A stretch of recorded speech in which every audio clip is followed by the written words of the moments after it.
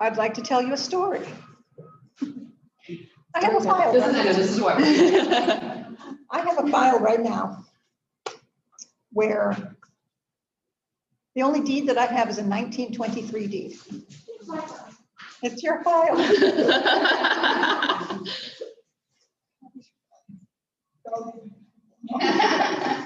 So 1923 deed, that's great. It was owned by a father and daughter.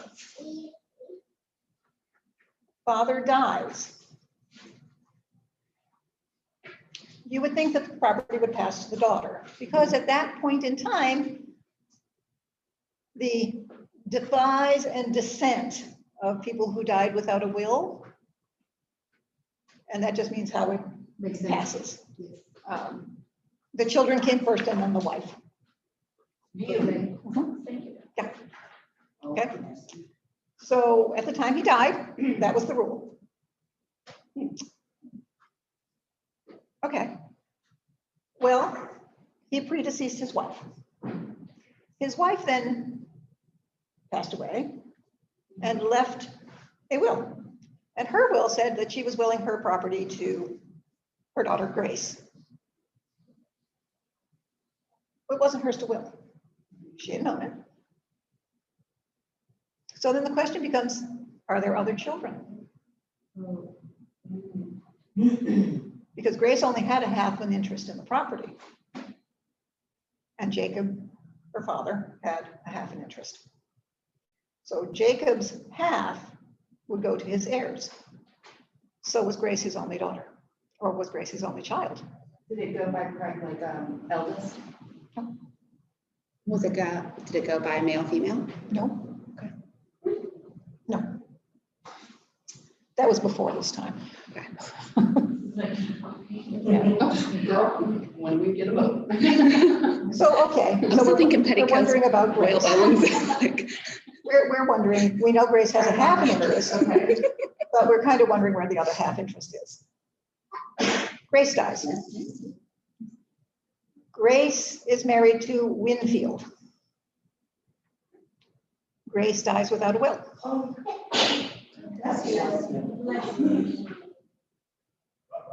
Okay, so she left the property to no one.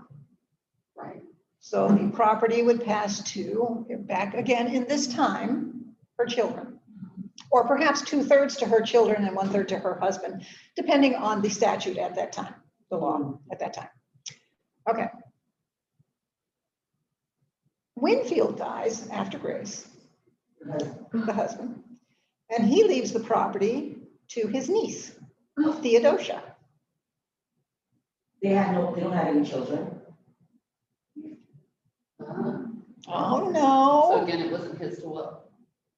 it wasn't his to will. Or it might not have been his to will.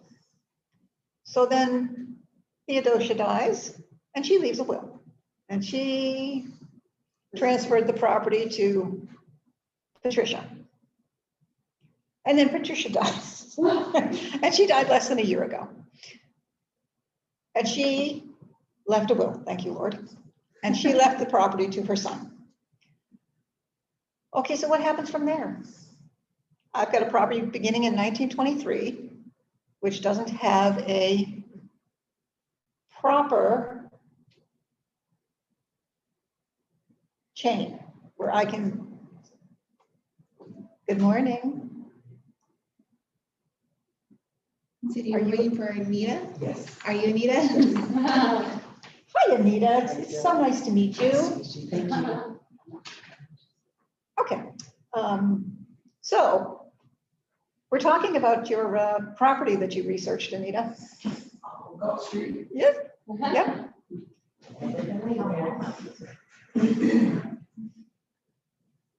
So then we have to do research. Well, Anita,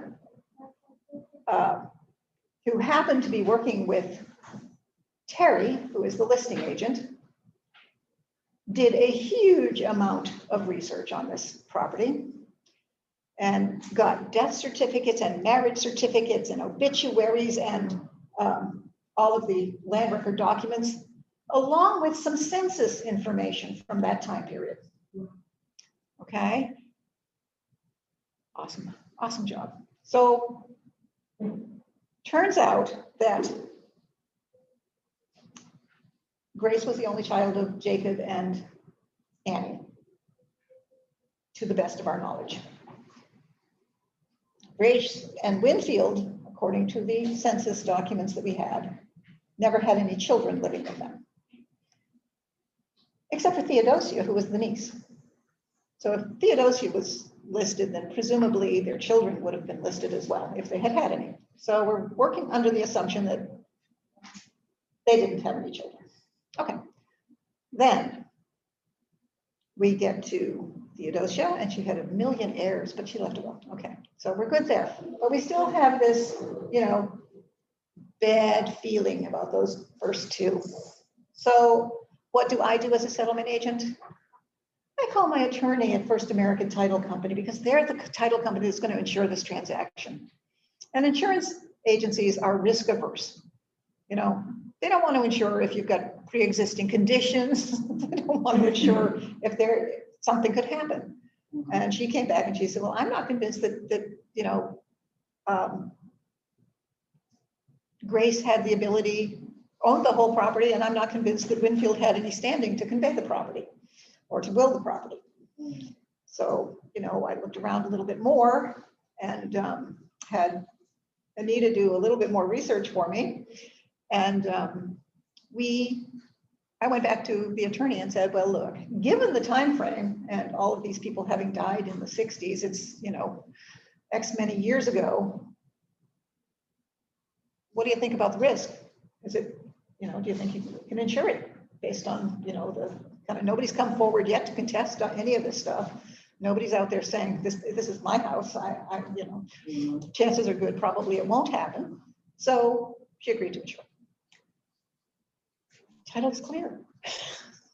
It took a while. It took many days. It took Anita, I don't know how long, because she cleared most of it before I ever had the file, because my thing was, oh boy, guys, we've got a title issue. My title examiner wouldn't run the title. Do you know why? The last name on these people was Jones. Do you know how many Jones entries there are in the courthouse? They wouldn't even do it. So I don't know how long you spent on this, Anita, but thank God you did. Okay, that's all I've got to say about that. Do you have an approximate amount of hours that you spent researching? Because I had jury, I don't know. Oh my goodness. I just get the right one. Where did you start your research at to find this sort of stuff? Ancestry.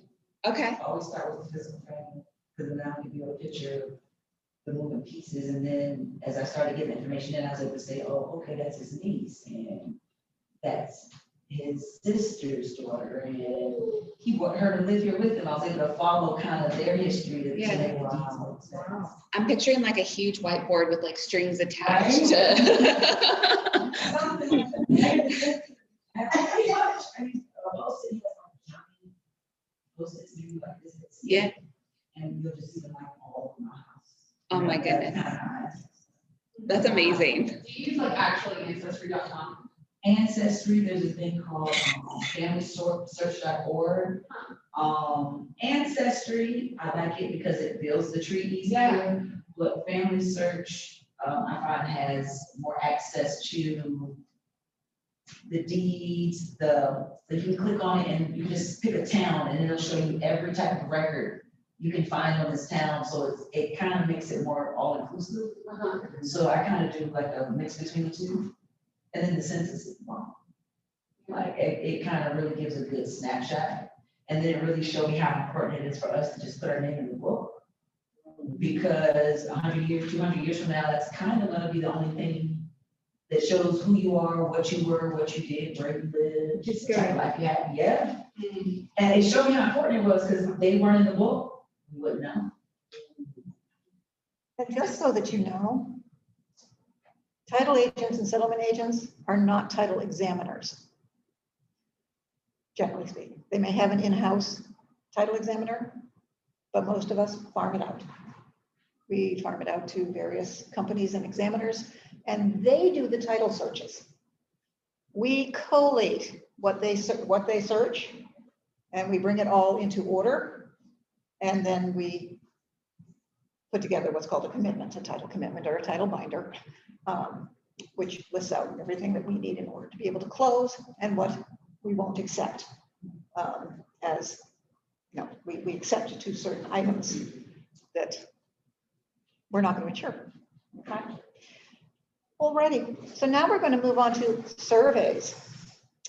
And I have these handy dandy little. Ask a question before you move on. Oh, we've got a question from online. What's your question, Regina?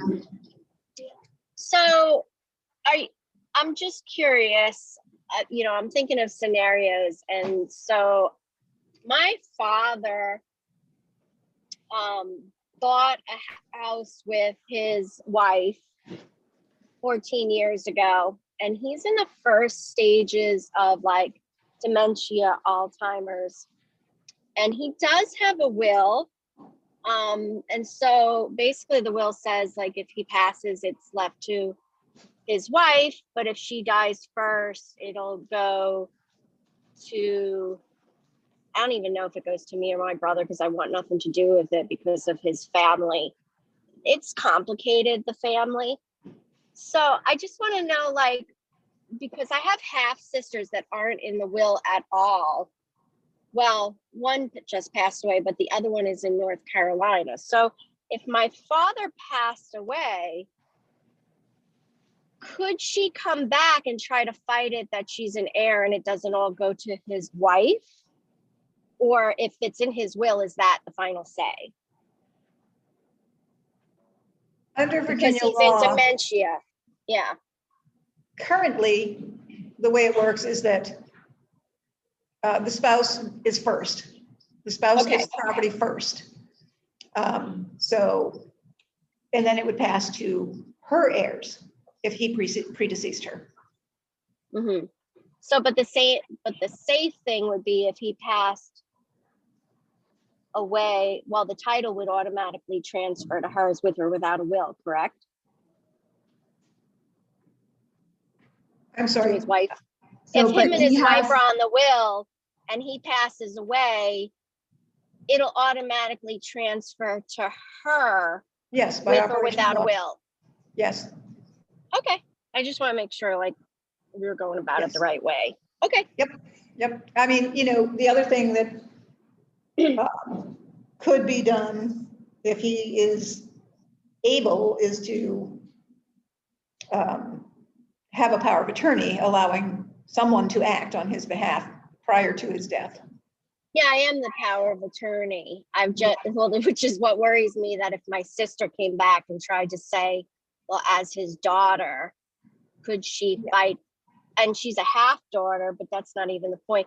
Could she fight back and say, well, I'm entitled to it because he was in dementia and first stage of Alzheimer's, and, you know, I wasn't put in the will, but I should be entitled. I mean, she can't legally do that, can she? Well, I'm not an attorney, but, and I don't know, is she a daughter from whose prior marriage? She's from my mom. My dad's wife is not my mother, but my mother passed away years ago. Mother passed away. So And- that's the sister from that mom.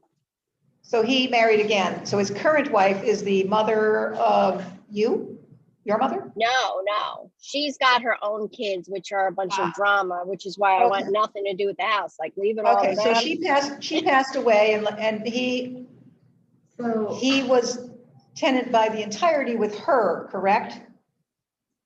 In other words, they were He's tenant by entirety with his new wife.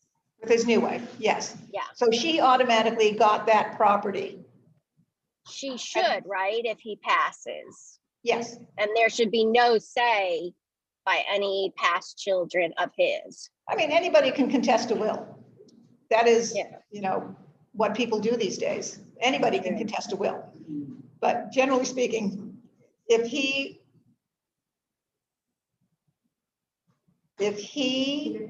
predeceases her and his will specifies that she gets It goes the to her. property,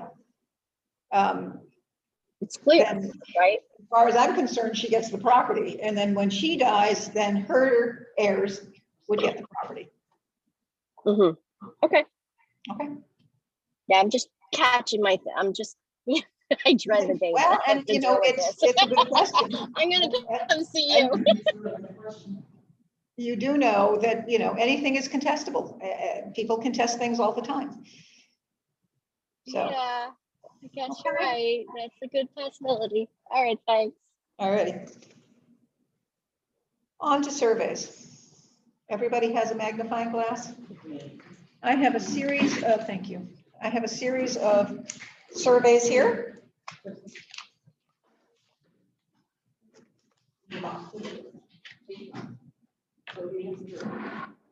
And I don't know, you know, some of you may not need these. Did you get one, Anita? Yeah. Okay. Some of you may not need these. So what I'm going to ask you is, Which one are we starting with? we're starting with Magnolia. They should all be, the first one in your hand should be Magnolia Street Drive. Yes. Okay. It says it right here, Magnolia. Okay. Can anybody tell me if there is anything wrong with this survey? Do you see anything on this survey that could be a problem? One other thing I usually see is some sort of compass pointing like which direction is what, and I don't see that on here. It is on the top right side. Is that what that, That's that compass rose, yes.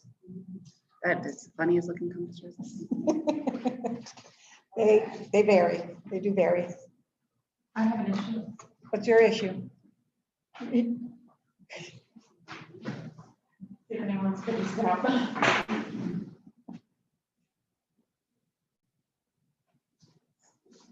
I don't know. I don't know how to read this. I don't know what to look for. All right. What we are looking at now are encroachments and easements. It says that within the title lines and there are no encroachments or visible easements except as shown. So except as shown. So that means it would be showing on here, right? Yes. All right, let me start you out. You see that there's a 30-foot building setback line showing here on the front of the property, right-hand side, and all the way down the left-hand side. Okay? Actually, it's 15 feet on the side. There's a house, and there are 3 sheds.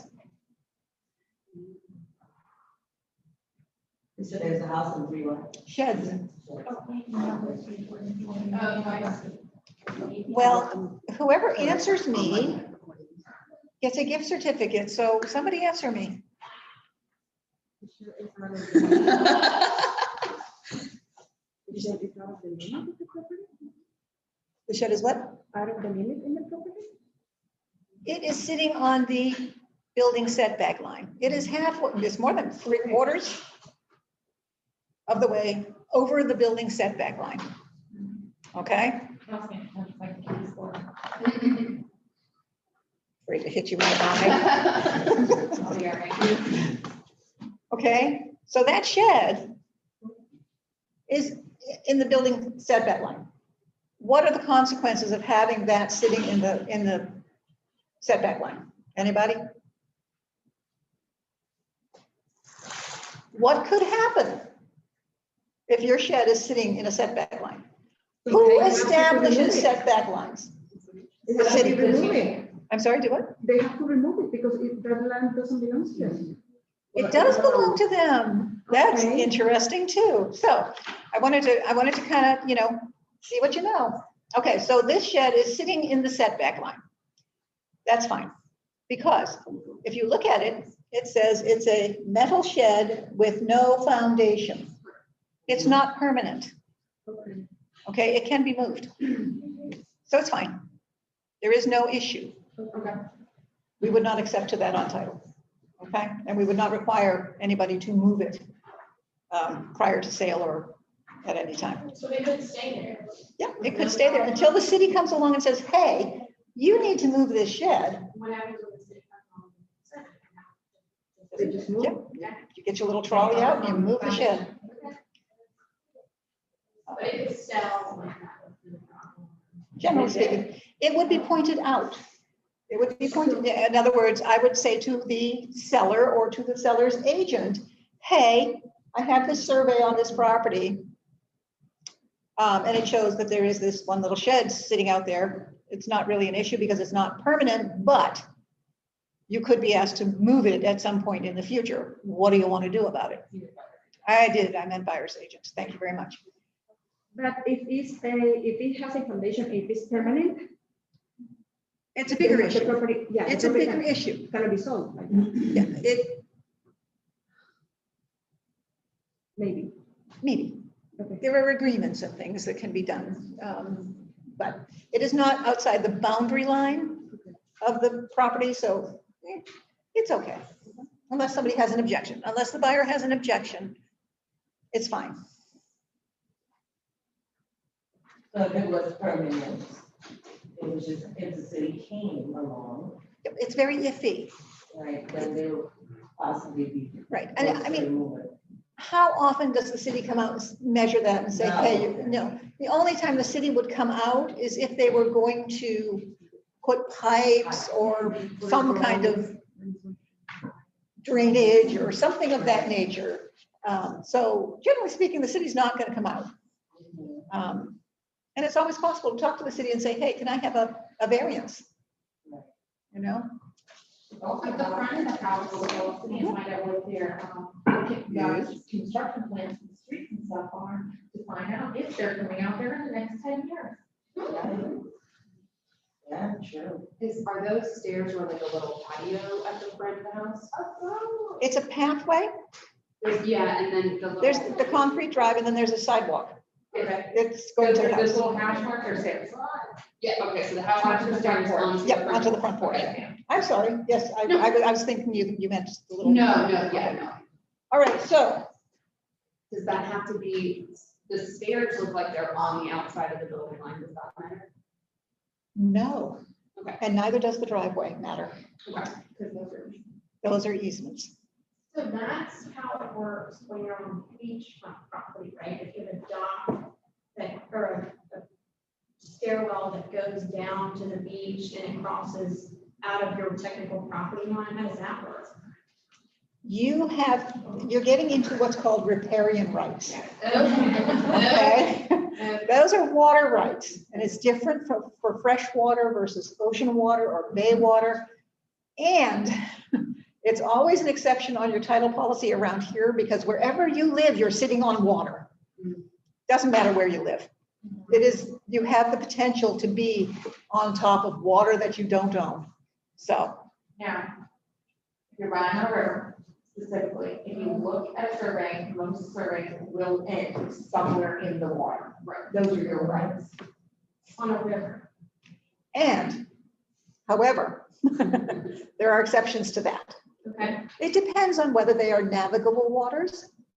Whether, doesn't matter whether they're being used to navigate. It matters whether they can be navigated. And then generally speaking, if they're non-navigable waters, you own the dirt under the water, whatever it's called, to the middle. And then the people across the water own to the middle. This is true of ponds and lakes.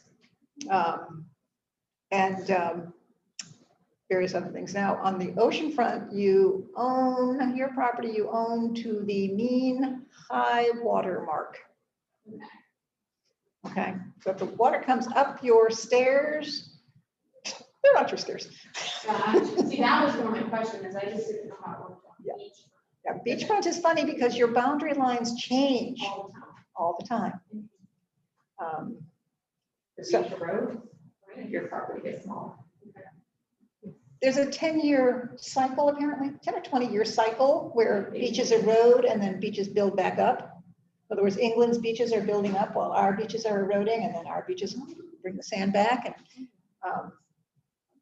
so yeah, your property grows and decreases. The same is true of rivers and streams, because they can change course. So if you own this boundary line of this river, okay, but keep in mind that that boundary line can change.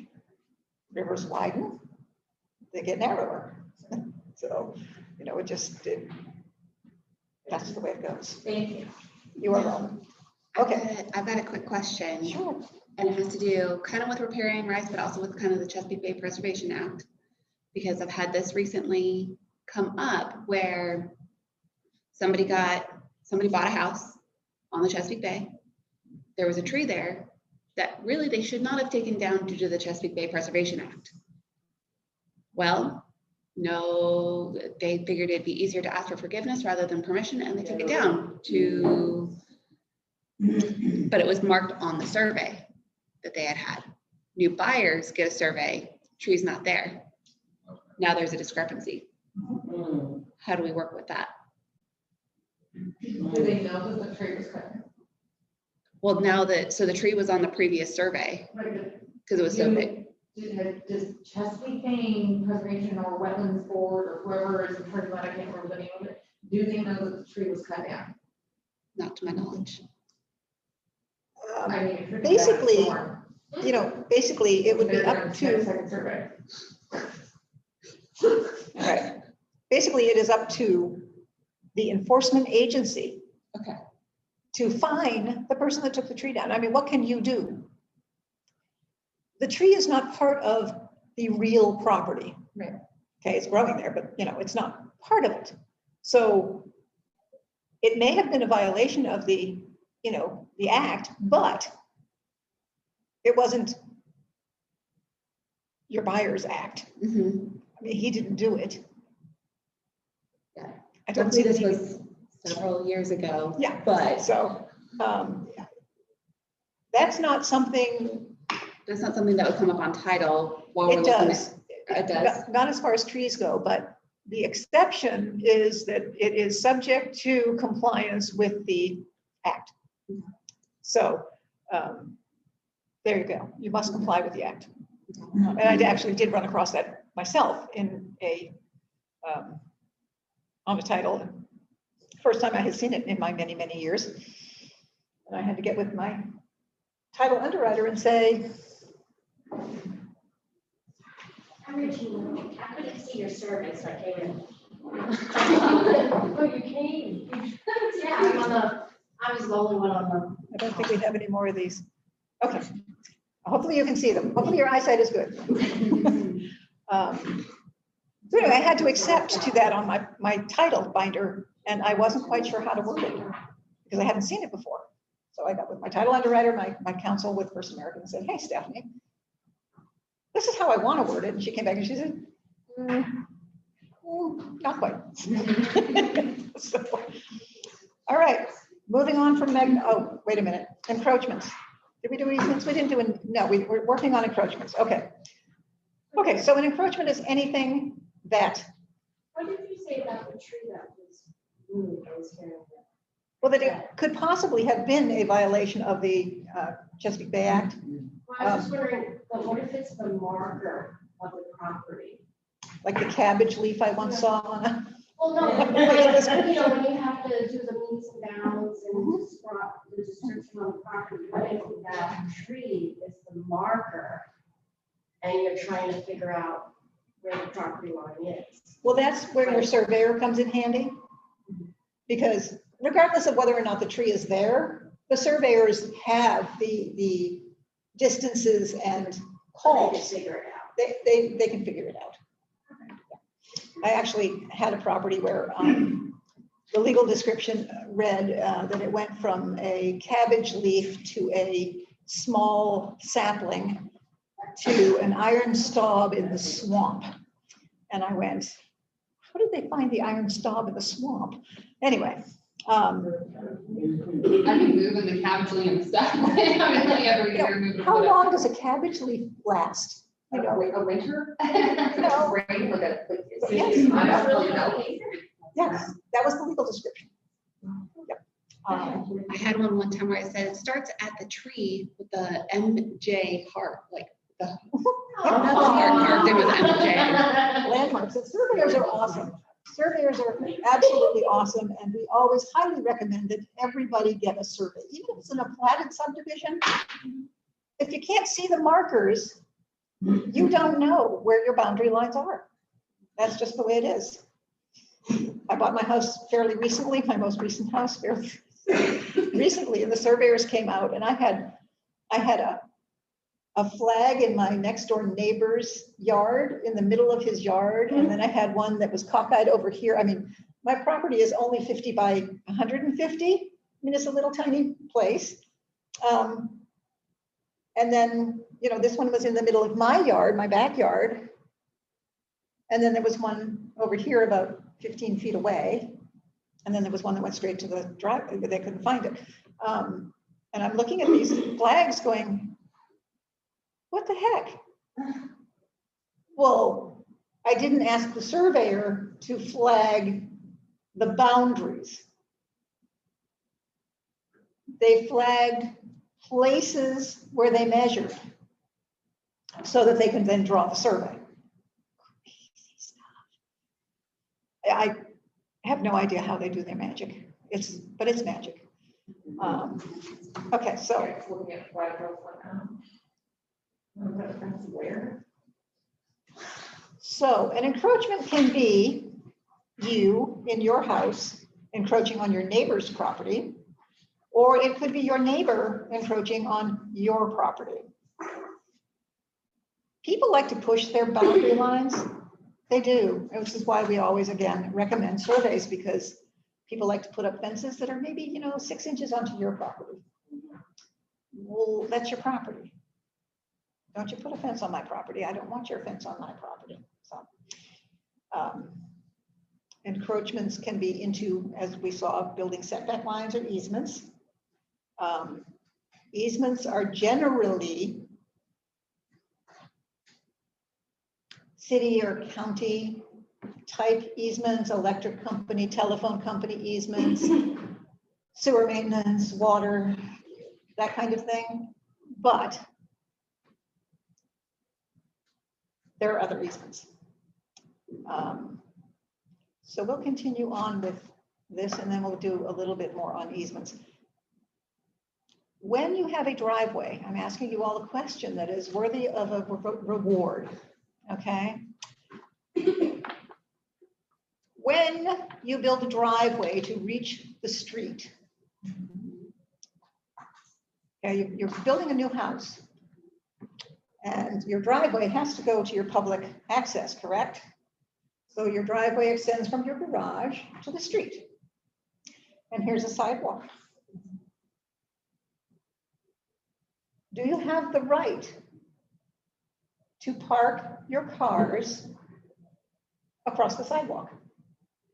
No, right? No, I have to go to the city. Because that's their. It's an easement. You have the right to cross the sidewalk to get your car out of the driveway. You do not have the right to park on the sidewalk. And I think that you got it first. Okay. I saw the head shake. So if anybody else wants to dispute that, let me know, because I was looking towards this side. We had that conversation the other day because where my driveway meets the street, whatever that's actually called, in the concrete, basically, the edge of it. It doesn't driveway skirt. Yeah, my driveway skirt is broken, and it actually would have to be the city to fix that driveway skirt, right? That was what our conversation was. Can I fix it? You could ask them. You can fix it. If you are going to fix it, you have got to get a permit because it's just like that's the street. Right, so that's what we were trying to Now figure you out can was. replace like kind without a permit, but you cannot work on something that touches city property without proper permitting, because they're gonna drive by and be like, excuse me, ma'am. Right. Yeah. Anybody have gumball trees in their yard? sweet gum trees.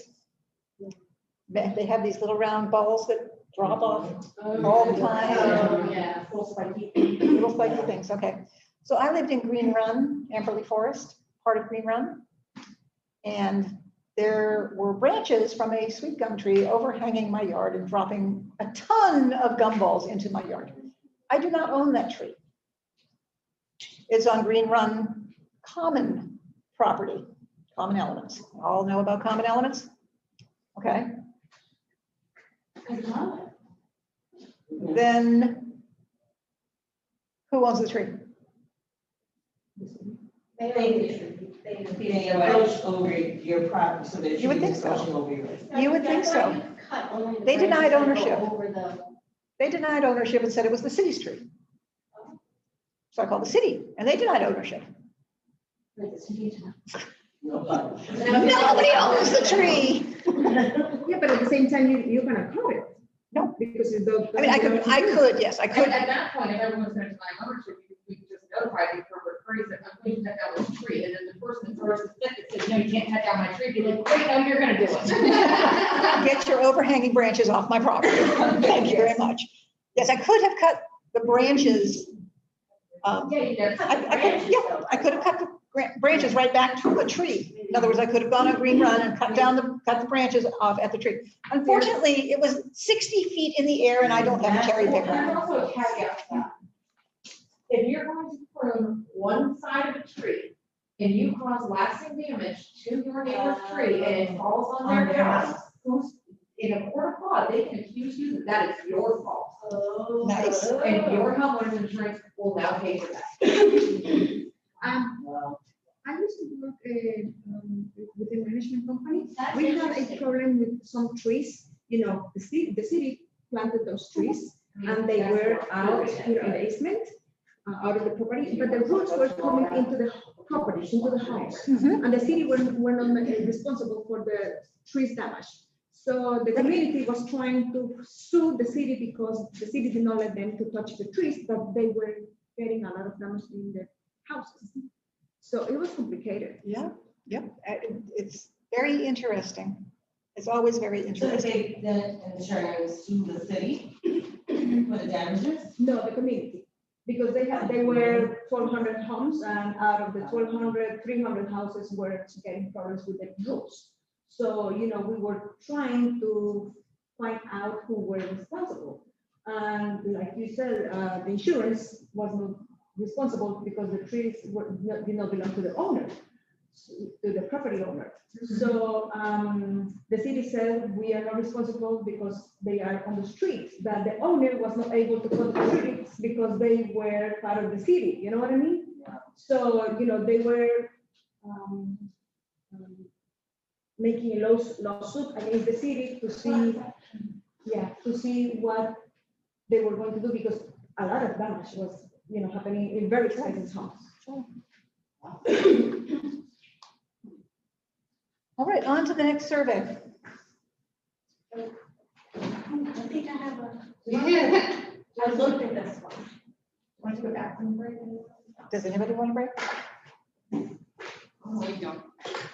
I just really got ready to lay. Does anybody want to go home? I would stay all day. Okay. I'm thinking the existing septic is wrong. The shell? Are we on the same house? We're on the next house. Which one's the next house?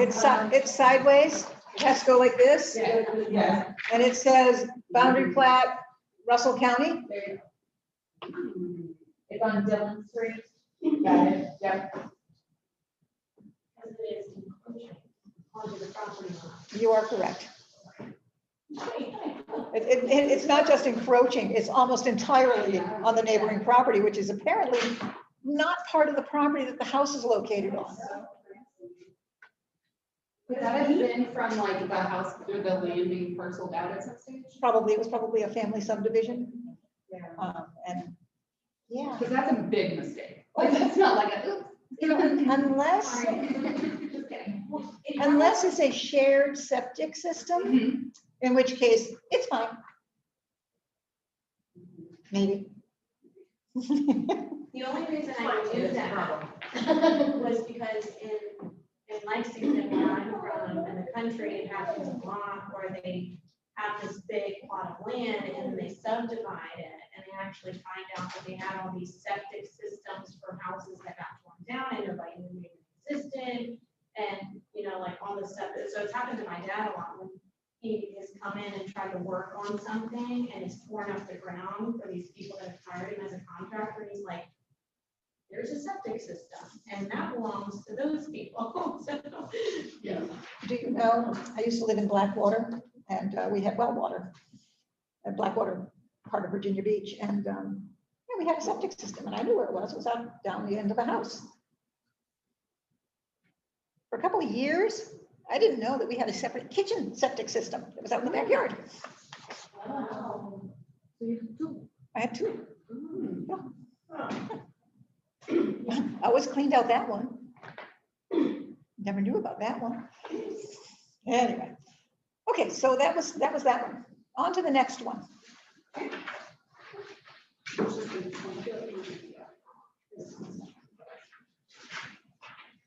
Laurel. Oh, Laurel. Is it Laurel? I thought it was It was on. your Pleasant Valley. On Pleasant Valley.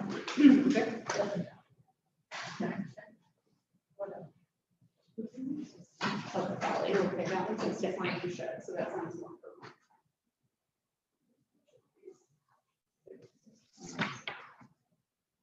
Ooh.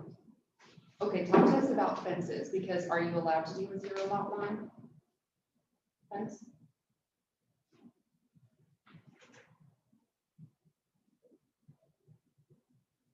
Yep. Yeah, okay. So this fence seems to be well within the boundary lines, Okay. but it is on the drainage easement. But that's allowed. Okay. That's allowable. I've heard in certain places not, like you have to be 6 inches in from, Yeah. so I wasn't sure. I've not heard of anybody requiring that fences be moved because they're in a drainage easement. It's all over this area where you're in the drainage easement. I mean, the property is yours, even though there's an easement over it. It's still your property. You're just not allowed to build on it. And the shed is also in the drainage easement. Oh, I see it. I'm sorry. Sorry, we'll have to look at it, we'll have to line. So Drainage shed means it's not. Not necessarily. If it says it's not on a, if it's not on a foundation, this one doesn't specify whether it is or is not. So a lot of sheds, most sheds are movable. Most of them are not on a permanent foundation. I can tell you that this is not where the shed was originally set. And I can tell you that I moved this shed by taking it apart and moving an Egyptian style all the way across the yard. It is no longer in that position. If any of you ever want So to you know know where, this house. if anyone of you ever want to know where I live, this is. On to the next one. On to the next one, which is Laurel Avenue. Guess whose house this is? Oh, fun fact about this house. Which one is this one? Is this your house? This is my house. Uh-huh. And the number of So I sheds want to that build you a have in bigger your fence. yard. Well, There is a At the limit corner. in the number of sheds you can have Pleasant in Valley, your Northville, yard. there's a stop sign. There is a setback from the stop sign. So I can only get so close. So even though that my property line is the dark line here, I can't move that fence any closer. I have to keep it the same amount of feet off of that line right there. But I can make it, bring it to the front plane of the house as long as I keep that line. But I can't go in, I cannot go past the front plane of the house because the stop sign is right here. And if I go past the front plane of the house, it would be too close. But they're like, Yeah, you do know that you have to get a permit to build a fence, right? yes. I know you. I think that's what happened to my neighbors, they're on the corner. And they were told they had to move the fence, and I was thinking because it was too close to the street, but now that you said that, I was. Blocks visibility. Stop Blocks sign. visibility. Who gets that build? Here's a question. I live in a condo association, and I have heard you need to get a permit for a fence. our condo association said, hey, put some bid together. I said, sure. I sent them the bids. They were like, great. It's on the condo association's property. I did not put for a fence permit. Who does that? Who built the fence? Okay, Hercules Fence Company. They did a great job. They're responsible for rolling. That's what I thought. I just wanted to be sure. However, it will come back to non-compliant land in the answer, it will come back to like you, the answer, you did not have a permit. But by you mean the condo association. Correct. Okay, perfect. Yeah, I mean, the condo association should have a copy of the permit. Yeah, I just want to be sure Because because, we're in the city of Norfolk, there should be a permit of record on. and I'm 98% positive they did because the day after the Hercules fence finished the fence, City of Norfolk came, parked their little van outside my, Yeah, they were doing their requirements. so then they were, okay, cool. Yeah. All right, next survey.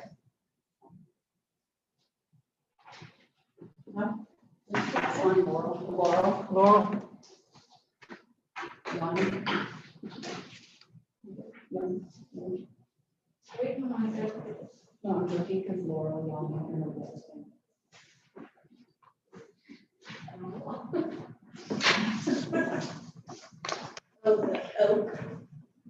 It's gonna drive me outside of the loading yet. In actual fact, there is nothing wrong with this survey. Okay. This is a trick survey. That is a shared driveway. But they didn't. No, they It's didn't. not technically shared, the driveway, but. They do. They do.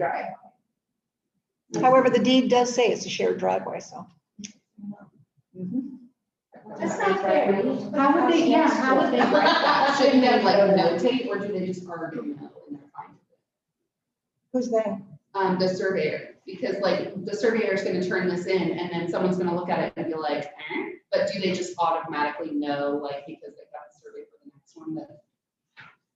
No, because the deed says it's a shared driveway, so it should have been noted. Okay. I just would have thought that it would have been on here. Hey, Anita. Question, Yeah. and I had a situation similar to this, we didn't have an issue, but I always thought it was interesting. I allowed my neighbor to store their boat in my driveway because it was like a kind of a shared type of thing. And I let it happen for years. And then it was brought to my attention that like technically I could lose that portion of my land because it has they've been using it functionally. So if they wanted to, they could. For how long? I had to wait for 5 years. It was a real good neighbor. I used to let him park his boat there and he took care of all of my lands. Who told you that technically it was now their land? They didn't say it was, they said that if they wanted to pursue it, they would have like legal right. There's Like an encroachment type thing. Adverse It's an possession. adverse possession type thing. However, adverse possession takes a number of years and it's not 5. It can be 20, it's set by the county or the city. And it's, the least I have heard is 20. And it has to be open and notorious use, which that would be. Right, and it wasn't an issue, sweet guy, it was a great water system, but I never thought about it until it was brought to my attention. You can write a contract and charge him $100 per year. Is So it you still renew there? Year by year. Yeah. Well, I would suggest that you have him move it periodically to another portion of the driveway. He doesn't, he actively uses it. No, I'm saying park it on a different part of the driveway. Okay. You know what I mean? In other words, Everything right now, $1. that's the other thing, you can enter into a lease agreement Okay. for $1. $1. Yeah, or whatever you want. Okay. But that is charged with there was an acre house yellow on London Point. And somebody went back in the guy's woods and built the house. Off of London Point. That's easy to do back there. Oh, it's easy to do. Oh, They yeah. didn't know it was there. No.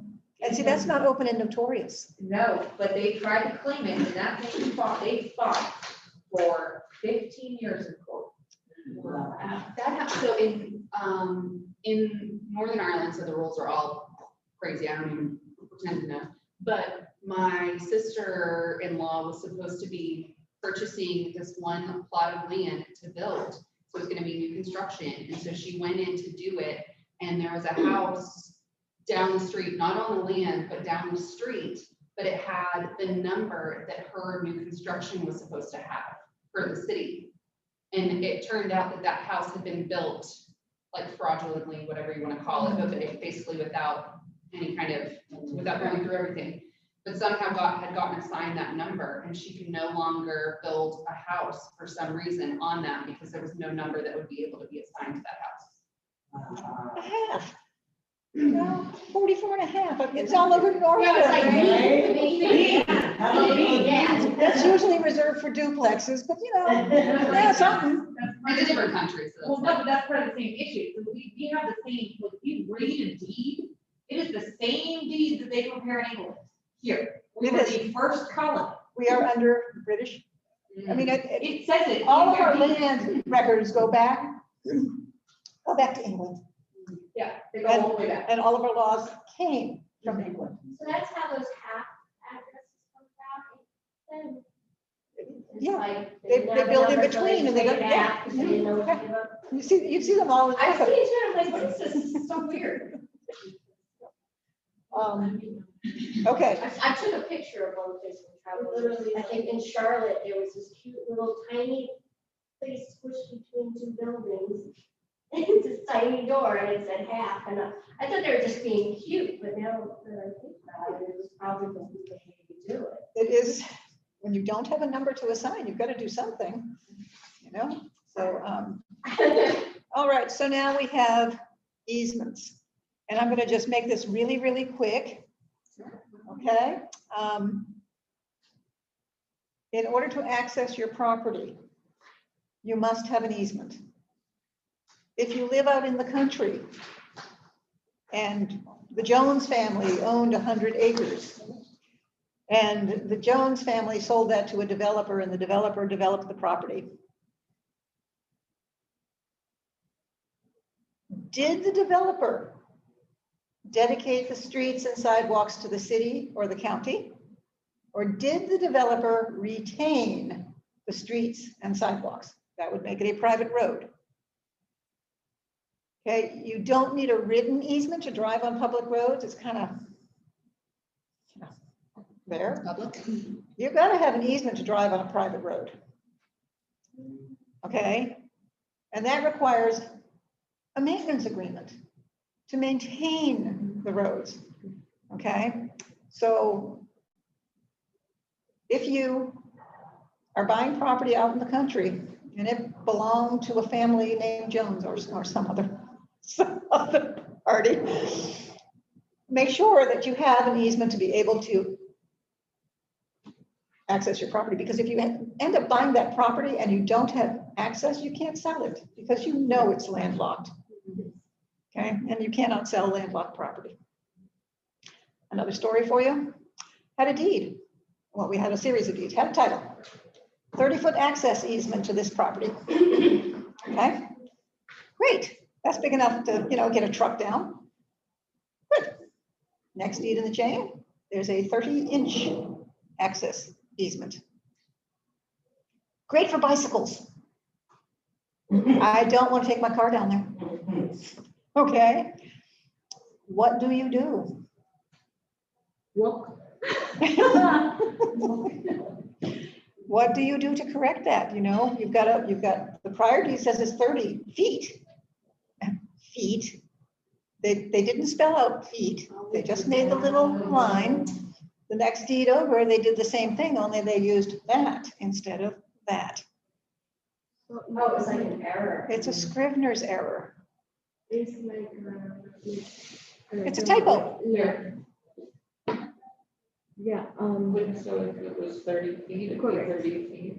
like you can ask the city to a forgiveness permit in order to build there. Or No. reevaluation or. So we have error. The city doesn't own it. The city has nothing to do with it. It's a private easement. If we have errors in omission insurance for us, do surveyors have something similar? If it was whatever you said, The Scrivener's error. It was an error in the deed. In other words, whoever prepared that deed hit the shift key. Yeah, just fix So that means you have to go back to the private owner and try and work something out with them. Thank goodness it's easier than that now. There is what is called a corrective affidavit. When it's an obvious Scrivener's error, an attorney can draw up a corrective affidavit so that the legal description can be fixed. And sometimes if it's, like glaringly obvious, such as this one, you can say 30 feet and spell out the words feet, and then in parentheses, put 30, what is that? Apostrophe. There we go. That. And then go erroneously shown as, or erroneously stated as 30 inches in prior recorded instruments, and that also corrects it. But you should correct it. It shouldn't be allowed to continue on, because the longer it continues on, the less likely it is that you can correct it. Hi, Anita. Question on easements, land in the country. If there is a road that is made, but it's made by the electric company, do you get with them to get some type of allowance to use that access road to get to your land, or how does that work? The easement has to come from the people that own the property. Because you're driving over someone's property. And they got permission, the electric company got permission from the people that own the property. Correct. Now, could it be possible, I guess that's when the survey comes in, because it's nothing but, let's say it's just all country land. That they bypass that step and just put down a road, or they've contacted all of the property owners to make that easement?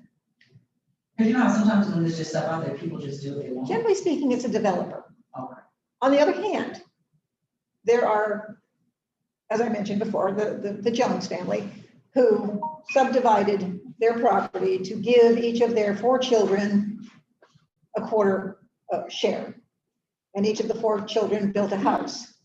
And they all use this same road because it's always been there. And there was no need for an easement.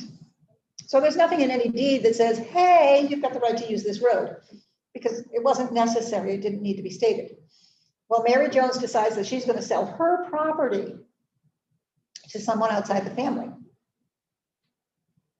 Okay. How is your new buyer going to get to the property without an easement? Because these people that own the rest of the property can block him because he's actually driving across their property. So, yeah, that in that case, there would need to be a deed showing that everyone agreed to give the new buyer access to the property via easement. Okay. There are a number of easements. The only easement that you need to really be concerned about is basically ingress and egress, because the rest of them, generally speaking, there are easements by necessity where, yes, I need to be able to get to my property via this easement, and there's prescriptive easements, and there's this easement, and there's that easement.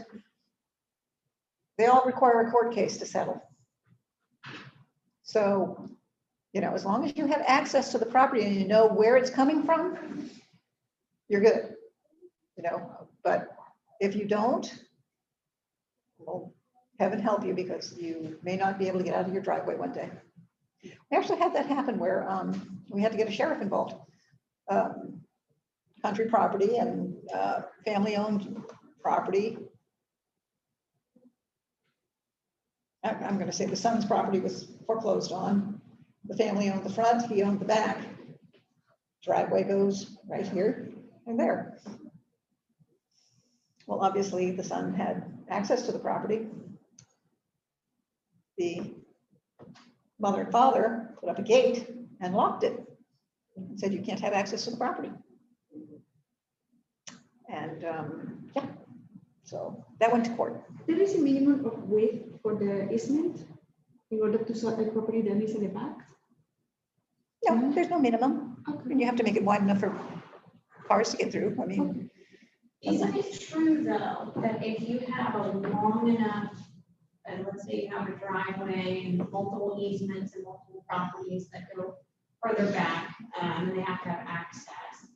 If you have a certain number of people that have this easement going up and down the driveway, it then turns into some sort of, like it has to turn into a commercial driveway that can withhold. Because I know in our county where I'm from, if there's a certain number of people that have access to this driveway, then you have to widen it. She does contracting work. Okay. I don't. Oh. That's kind of not a title issue. I was just wondering. Yeah, no, I'm limited to, It's a volume thing. And then you've got to be able when to. the city just shows up and it's like, okay, who's responsible for it? And then they take over that portion. Gotcha.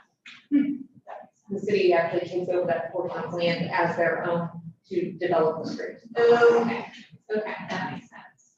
Did I ask? If there was no contractor, if there was no developer, each person was running down those roads and guys like, you know what, you can have some land, you can have some land, you can have some land, we'll put this easement in here. And then, next thing you know, there's 30 houses back there. Right, that was my question, because it's all by volume. Right, And then they just come in and they say, we're gonna take this over, widen up, it's now. it becomes like, kind of like, you can go to city council, you can request that, you can leave it as a private road, it's kind of up to the people who live there. The one thing that you would need would be a private maintenance agreement to maintain the road. Right. So bringing it kind of back to something that a lot of, our areas are gonna see more of is what about like electrical box easements? Like you see the big green boxes or the Verizon boxes or stuff like that in the, back corner of a property. What does that look like? And then I've even seen like on a row townhomes where it was a small front yard, but in the front yard, the city had an easement going across where if they needed to get to the electrical wires underneath there, they could. My buyers almost walked because they're like, we don't want the city taking that far yard. I'm like, well, I don't think that's gonna happen. If they did and they didn't put it back, they'd tend to be all over it, like we'd be all right, but. Yes, there are many easements out there for the telephone company, the electric company. Usually they run together. They have a 5-foot, a 10-foot easement. There are easements for those electric boxes so that they are allowed to do repairs, etc. So, yep, it's potentially possible that somebody can dig up the front of your property and relay wires or make repairs. Generally, you want them to do that because, hey, they are supposed to put it back to the condition it was. I'm not sure that they have to replace your flower beds, though. You could argue that, but so anyway, there are other easements that are, standard easements. They're always accepted to on title. They're not insured over. There are always utility easements, sewer easements, stormwater easements. I found out that an attorney friend of mine has a friend, and he did not know because he did not have a survey done. He has a utility easement that runs straight through the center of his house.